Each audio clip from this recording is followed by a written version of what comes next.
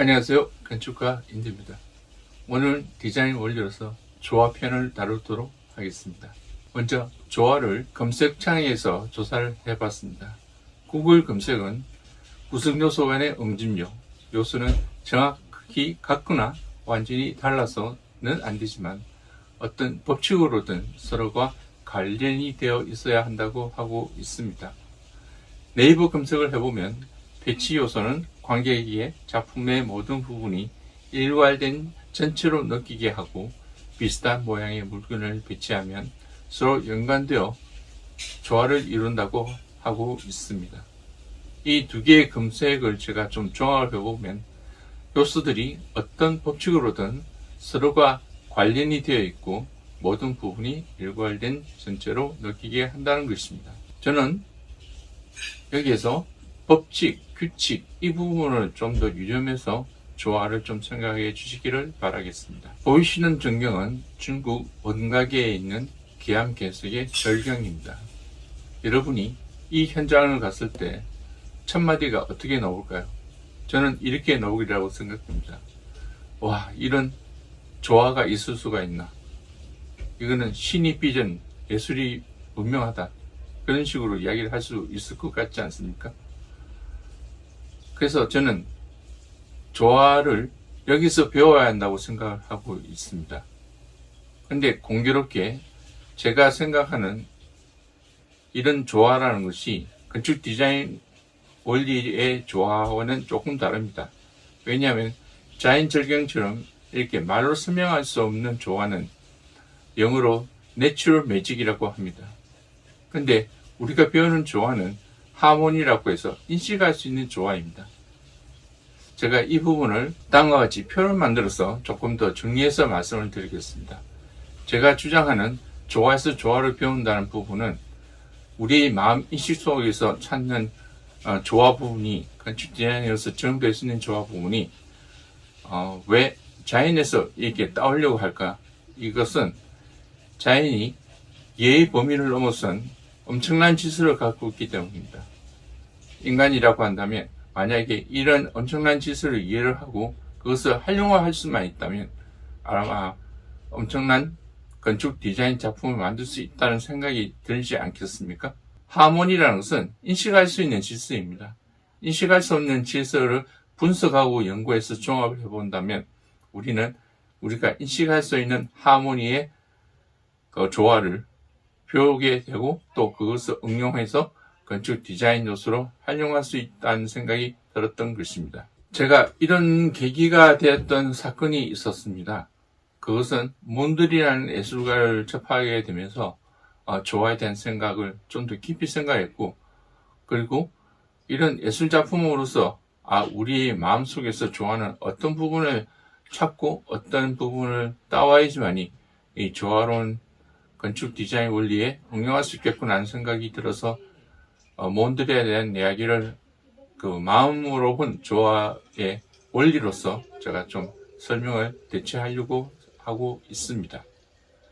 몬드리안의 생애를 좀 보시면은 1872년에서 1944년 세계 1, 2차 대전을 다 겪은 사람입니다. 그래서 그는 혼란한 인간 세상에 질서 회복을 염원하고자 했고 그래서 평생 그가 추구했던 것은 질서와 조화와 균형의 미를 추구했던 것입니다. 몬드리안 철학에 대해서 조금 더 설명을 드리면 모든 대상의 내면에는 본질이 있는데 그 본질들은 풍경이나 정물, 집, 인물처럼 각기 달라도 조화 상태에 있다고 생각을 했습니다.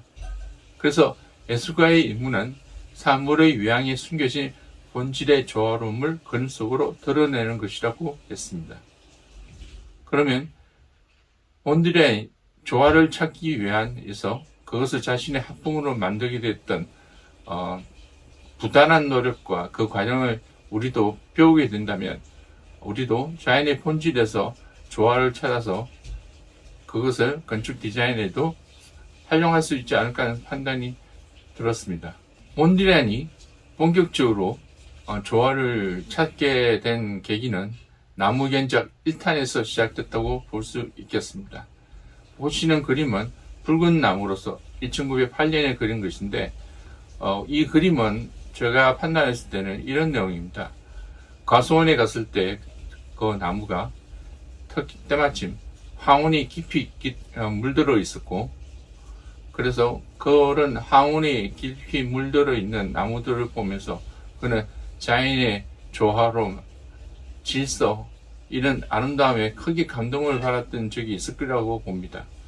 그래서 몬드리안은 그 광경을 떠올라서 자기 내면에 생겼던 그 내용을 저렇게 붉은 나무로 그림을 그리게 됐는데, 다만 이 그림을 다 완성하면서 자신이 좀 부족했다는 부분, 첫 시도에 실패를 했다고 인정하는 부분은 붉은 나무로서 저렇게 자신이 그 황혼에 느꼈던 격정적인 감정을 표현했는데, 색깔이 오히려 이 황혼이란지 자연의 본질을 느꼈던 그런 아름다움을 해치고 있다는 것입니다. 색깔을 직접적으로 표현한 것이 오히려 자연의 질서를 느끼지 못하고, 오히려 격정적인 부분이 개상한 요소로, 기괴한 요소로 인식될 수 있다는 그런 내용입니다. 그래서 그는 나무 연작 2탄에서 쓰는 1911년 해석나무를 그리게 되었는데요.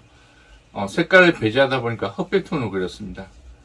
그래서 그는 가수원에서의 긍정적인 경험이 매 시즌마다 느꼈던 가수원 밑을 지나갔을 때 나무가지 엉거짐, 그리고 가수원 위를 쳐다봤을 때 가수원 나무들이 여러 그루가 중축되어 있는 이 모습의 장관들에 대해서, 연상된 부분에 대해서 익숙한 부분을 그려냄으로 해서 이것이 자연을 좀 동화하고 가까이 하지 않은가 하는 판단에 대해서 해석나무 2탄이 나왔는데요. 다만 자신의 경험에 너무 치중하는 나머지 이것을 우리는 질서라고 한다면 보편적인 것이지 않습니까? 사람들이 이것을 누구든지 좀 이해할 수 있게끔, 그리고 쉽게 이해할 수 있게끔 접근해야 하지 않겠냐는 판단이 필요했던 것입니다. 너무 많은 곡선과 얽어짐으로 인해서 이것 역시 자연의 아름다운 질서가 드러나기보다는 아까 말씀드린 붉은 나무에서의 기괴함이보다는 조금 덜하지만 그래도 복잡하고 쉽게 접근하지 못한다는 판단이 생겼던 것입니다. 자신의 감정을 배제하고서도 자연의 내면의 본질을 가까이 가기에는 조금 힘이 들었다는 부분을 인정하게 됐던 것이죠. 그래서 나온 것이 나무 연작 3탄입니다. 꽃피는 나무라고 1911년도에 작성을 하는 것인데, 아마 봄날에 가수원을 그렸던 것 같습니다. 근데 특이한 것은 그는 가수원을 가지 않았고 파리에서 이 그림을 그렸습니다.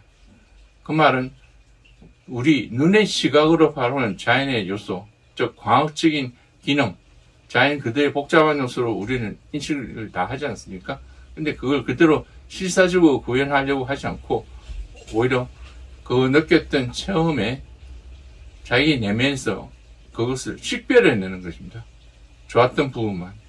그리고 이런 조합이 오히려 자연의 본질에 가깝고 아름다움으로 가지 않냐는 그 지각을 부분만, 판단했던 부분만 그림을 그리게 됐던 것입니다. 자연에서 본질적으로 좀 더 다가가고자 했던 노력이죠. 그래서 그는 여기서 만족하지 않았습니다. 여기서 더 깊이 파고 들어갔는데 1913년 우성2 파랑, 회색, 분홍 구성이라는 그림으로 좀 더 몬드리안의 화풍으로 접근할 수 있었습니다. 그는 여기에서 자신의 개인적인 경험, 연상과 곡선을 거의 배제해버렸습니다. 오직 수직, 수평으로 단순화하고 변형을 시켜서 자연의 형태를 축소하고 단순화하는 것이 인간이 인식할 수 있는 질서이고 조화로움이라고 선언하기 시작하게 됐던 것입니다. 그래서 오늘날 우리가 몬드리안이라는 그림이라고 익숙하게 볼 수 있는 그림들이 지금 보시는 것처럼 빨강, 노랑, 파랑, 검정의 구성이라고 하는 그림이 되겠습니다. 이 그림의 특성은 오직 수평성과 수직성만으로 서로 직각 교차하면서 조화로움을 이루고 있습니다. 색채는 빨강, 노랑, 파랑, 삼원색과 흰색, 검정색, 회색으로 한정되어 있고요. 또한 정밀한 비례미로 재구성을 해서 조합을 하고 있습니다. 몬드리안이 주장하는 이 조화로움을 만들기 위한 이 원리들이 이 안에 다 들어있는데요. 여기서 저는 수직과 수평으로 직각 교차한다는 부분과 그리고 색깔 부분은 사실 건축에서 많이 쓰지 않습니다. 삼원색을 잘 쓰는 경우는 많지 않습니까? 그래서 색깔 부분 빼고 정밀한 비대미 이 두 가지 사항은 건축적인 요소로 좀 가져와야 되지 않나 생각이 들고요. 다만 몬드리안의 그림에서 조화로움에 대해서 사실 하나의 가족이 서로 부둥켜 안고 있는 포옹의 장면이 있다고 좀 판단을 해봤습니다. 예를 들어서 중앙에 빨간 것은 엄마의 얼굴이고, 그리고 뒤에 노란 것은 첫째 딸, 그리고 검정은 뭐 둘째 동생, 파랑은 셋째 동생, 뭐 이런 여러 가족이 서로 부둥켜 안고 있는 즉 흰색 부분에 서로의 팔 안겨 있는 팔이라고 생각한다면 어떤 제 연상이 조금 설득이 있지 않겠습니까? 그러나 이런 판단도 할 수 있고요. 저 그림을 통해서 다양한 여러분의 상상과 연상을 할 수 있다고 봅니다. 근데 그 상상과 연상이 반복적인 요소를 어떤 규칙과 질서로 해석을 하느냐에 따라서 저 그림이 아름다워 보이고 완성도 있게 보이는 것입니다.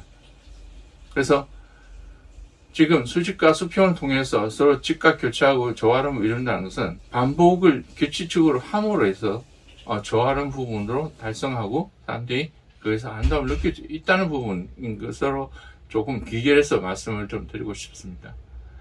앞서 말씀드린 부분을 좀 건축 사례에서 좀 정해서 말씀을 드리고, 이 그림에서는 그림에서는 사실은 2차원 구성에서 수직과 수평으로 구성되는 이런 직각 구조이지만 건물은 3차원적인 형태를 갖고 있지 않습니까? 또한 관찰자의 시선과 위치에 따라서 건물이 다르게 보이고요. 그래서 그걸 점화에 이용한 것이 저는 첫 번째 있는 이 사례라고 생각합니다. 다만 그 원리는 수직과 수평이 서로 직각 교차하는 데 있는 것인데, 지금 3차원이기 때문에 저는 사선형의 직선도 하나는 수평이고, 그리고 또 하나의 다른 사선들이 수직으로에 해당할 것입니다. 그래서 그것이 직각 교차하는 방식도 이렇게 2차원적인 평면에서의 직각 교차가 있을 뿐만 아니고 3차원이기 때문에 이 방식도 직각 교차가 되는 부분이고요. 그리고 이런 방식도 직각 교차가 될 수 있는 부분입니다. 저는 그런 요소들이 모여져서 3차원적으로 직각 교차하는 형태로 해서 조화름을 이루는 것이 저런 건축적 이면으로도 드러날 수 있는 부분이고요. 물론 이제 박스형 건물에서는 직각과 수직이 서로 이렇게 2차원적으로도 잘 보이기 때문에 모든 그런 박스형 건물들도 직각과 이루면서 조화를 이룰 수가 있는 것이고요. 한편 건축에서는 이렇게 자유로운 곡선을 많이 쓰는데, 이 곡선도 보면은 이렇게 곡선이 휘고자 하는 방향이 있습니다. 경사도라고 하죠. 그 경사도가 시시각각 이렇게 움직이는 형태를 갖고 있는데, 이런 휜 방향이 한쪽에서는 뭐 시계의 반대 방향, 그리고 다른 쪽에서는 시계 방향으로 이렇게 모여지는 식으로 가는데, 곡선과 곡선의 직각적인 교차라는 것은 이런 휜 방향이 서로 반대 방향으로 하는 것이 수직으로 교차를 할 때, 그때 조화름을 갖는 부분이라고 생각합니다. 그래서 곡선을 이용하는 건축 형태에 있어서는 이런 휜 방향을 잘 고려해서 이것이 수직적으로 잘 교차하는지 그것을 잘 판단해서 건물에 지정한다면 역시 곡선적인 형태의 건물도 조화름을 찾을 수 있다고 생각을 합니다.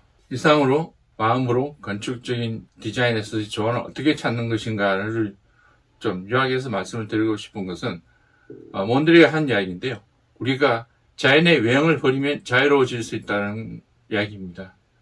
여기서 자연의 외형이라는 것은 단순히 자연을 외형적으로 보면 그것이 복잡하고 질서를 찾을 수 없지만, 그런 표피적인 것을 떠나서 자연의 내재적이고 본질적인 것을 이해하기 시작하면, 그래서 우리가 인식할 수 있는 질서만 가져올 수 있으면 우리는 그것을 가지고 얼마든지 조화로운 건물로 만들 수 있는 것입니다. 아까 간단하게 제가 두 가지 사례로 말씀드린 것처럼 수직과 수평의 교차로움을 이용해서 직각 교차로움을 이용해서 이게 조화를 이룰 수 있는 것처럼 그런 내용을 많이 찾고 발굴하게 된다면 우리는 좀 더 많은 자유로운 그런 건축 디자인 요소 조화를 찾을 수 있을 거라고 봅니다. 다음은 신체로 본 조화에 대해서 좀 간략하게 설명을 드리고 오늘 영상을 마치도록 하겠습니다. 신체는 모든 것이 연결되어 있다는 것이 대전제입니다. 그래서 그것이 신체로 봤을 때 조화로움입니다. 신체의 신비로운 부분을 좀 단적으로 좀 설명을 드리고 싶은 것은 예를 들어서 여러분이 스마트폰을 많이 보지 않습니까? 그러면서 생길 수 있는 것이 거북목 현상입니다. 단지 나는 목이 앞으로 좀 더 나왔을 뿐인데 우리가 겪는 통증은 어깨, 목 통증, 눈피로, 근육통, 불면증, 만성피로까지 아주 복합적으로 이것을 우리는 증세를 느낀다는 것입니다. 이 말은 우리의 몸이 모든 것이 다 연결되어 있기 때문에 그런 연결을 조화롭게 우리가 사용을 해야 되는데 너무 한쪽으로 치우치게 되면 몸 전체가 고장을 일으킨다는 것입니다. 신체는 모든 것이 연결되어 있어서 그 부분을 활용하는 건축 디자인을 할 때 우리는 조화로운 건축 디자인을 할 수 있다고 생각할 수 있습니다.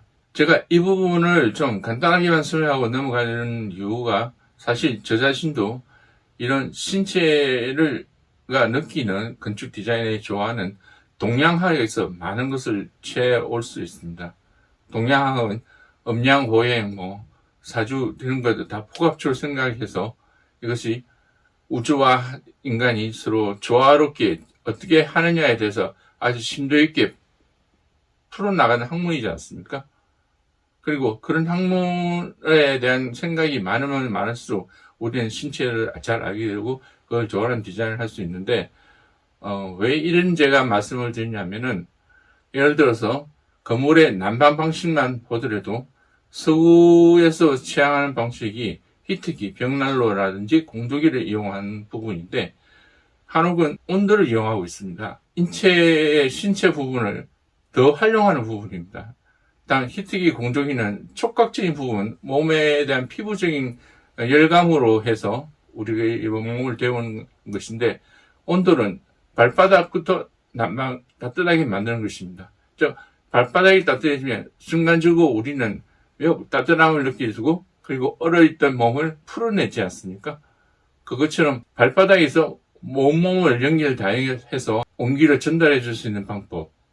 그리고 냉방도 온도 같은 경우에는 바로 차가운 마룻바닥에 접하게 되면서 우리는 더워진 몸을 쉽게 식힐 수 있을 뿐만 아니고 그리고 자체적으로 마당과 구정 간의 온도차로 해서 시원한 바람을 또 수시로 느낄 수가 있게 됩니다. 실내의 온도가 외기보다 2, 3도 더 낮기 때문에 항상 시원하고 쾌적한 공간을 이러면서 느낄 수 있는 것입니다. 이것은 주변 환경을 다 연결되어 있다는 그런 조화로운 사상이 갖고 있지 않다면 이렇게 쉽게 인간의 직접적인 영향을 주는 건축 디자인 원리로서 조화를 만들어낼 수가 없는 것입니다. 조화가 여러분이 생각하시는 것처럼 시각적인 요소뿐만 아니고 신체적으로, 직접적으로 또 많은 도움을 줄 수 있기 때문에 저는 이 부분에 있어서는 좀 더 많은 연구가 필요하고 그거에 대한 생각이 조화가 단지 눈으로만 보여지는 그런 조화뿐만 아니고 눈에 보이지 않는 세상에 대한 인체에 대한 신비까지 공부했을 때 저는 건축 디자이너로서 많은 경우를 획득할 수 있을 거라고 봅니다. 신체에 대한 건축 디자인 원리를 많이 제시를 하지 못해서 죄송하고요. 오늘 영상은 여기까지 하겠습니다. 시청해 주셔서 감사합니다.